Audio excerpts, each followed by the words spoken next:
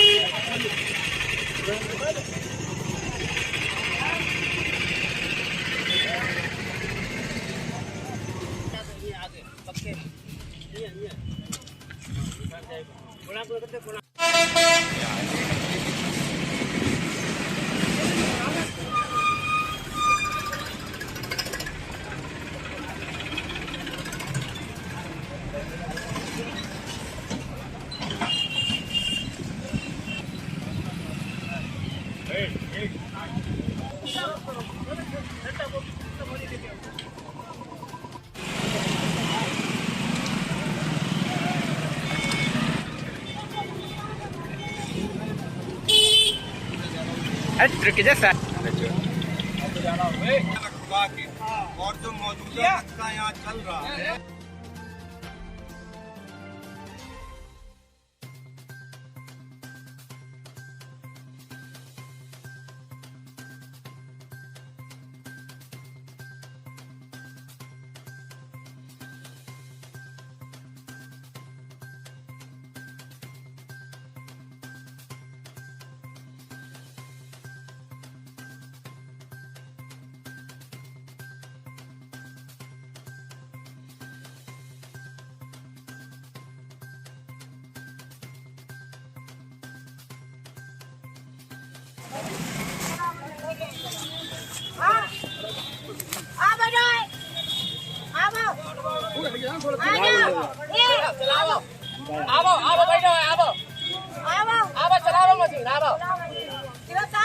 गिरफ्तार करिए। उसका प्लाट है, वो गरीब आदमी है। आओ तुम बैठो, ये तुम बैठो, ये अरे उधर कर दिए ना।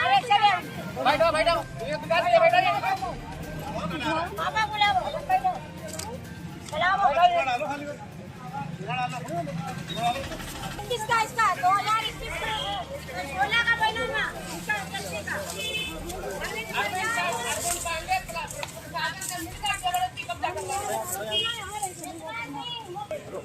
मुर्दाबाद। अरविंद मिलके कर रहा हरामी।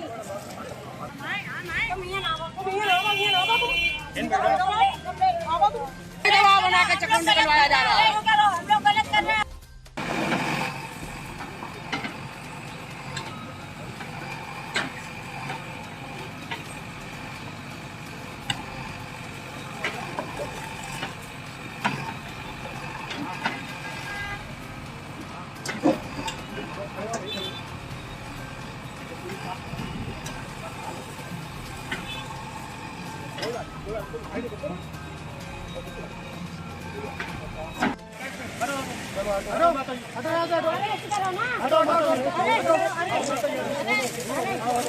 हटो यहाँ से। खाली करो भाई, तुम भी हट जाओ। हटो यहाँ से, हट जाओ, हटो यहाँ से।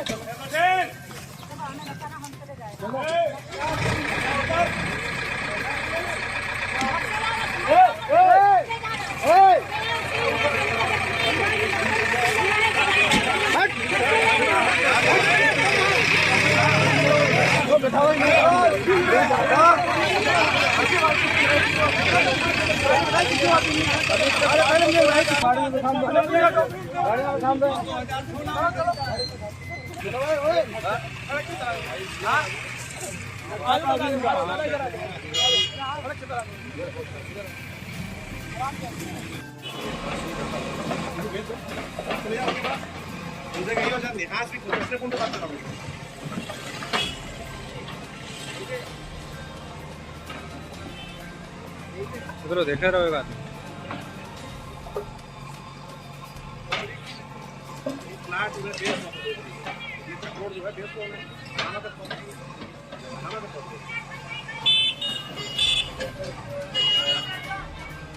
के नक्शे के आधार पे हो रही है, लेखपाल के नक्शे के आधार पे नहीं हो रही है। जो लेखपाल के पास नक्शा है, कपड़े का नक्शा है महोदय, उससे नक्शे से नहीं करा रहे हैं। आप सुन लीजिए, मैं बहुत बड़ी बात कह रहा हूँ। उत्तर प्रदेश में पहली नाप, हजारों नापे तहसील में समाधान दिवस में लेखपाल के नक्शे के आधार पे होती हैं। आज ये जो नाप हो रही है या मुआफिज खाने के नक्शे पे आधार पे हो रही है। और मैंने डीएम साहब को प्रार्थना पत्र देके ये प्रश्न चिन्ह लगाया था, फिर भी वही चीज क्रियान्वित कराई जा रही है जिस पे मैंने प्रश्न चिन्ह लगाया था। मैं ऐसी नाप का बहिष्कार करता हूँ, मैं प्रश्न चिन्ह पुनः लगाता हूँ।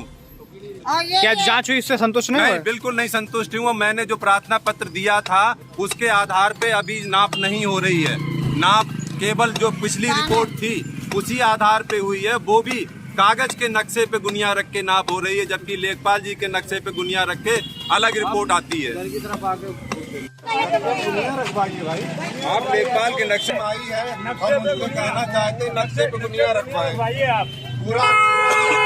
पूरा क्षेत्र उसी नक्शे पे लगता है, पूरा क्षेत्र, और आप नक्शे पे गुनिया नहीं रखवाई जा रही है। ये आज किसी ऑर्डर का क्रियान्वयन कर रहे हैं, क्या हो रहा है?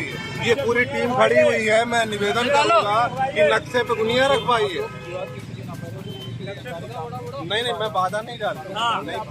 सर आपको पता है क्या हो रहा है, आपको सब पता है, आपको पता है।